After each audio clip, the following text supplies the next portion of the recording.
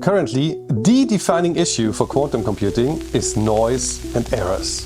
And it's actually so bad that we cannot simply use a computer's qubits, but to run any meaningful calculation, we need to combine several of those individual or physical qubits into a superqubit called logical qubit. Physical and logical qubits. And we actually have a very similar concept in classical computing. When we want to secure a bit against the influence of noise, we might simply create several copies of it. If some error is now active and flips one of the bits, we can simply do a majority count and figure out what the bit should be.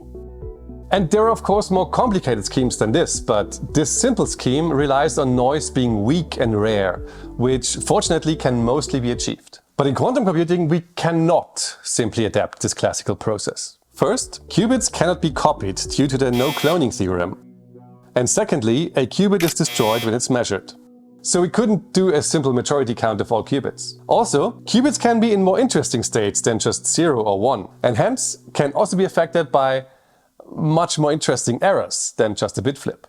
But what we can do is creating a logical qubit by entangling several physical qubits. And this will kill two birds with just one stone. As all qubits are entangled, they all share information. This makes it possible to perform measurements on the additional qubits to learn about the protected qubit without having to measure it itself, and thus destroying it. This is the basic premise of quantum error correction. And the fact that these protocols exist means that quantum computing is possible at all. The drawback is of course that for each qubit we can use for calculation, we need several other qubits as an overhead just for error correction. And this creates a huge demand for resources. Subscribe for more quantum computing.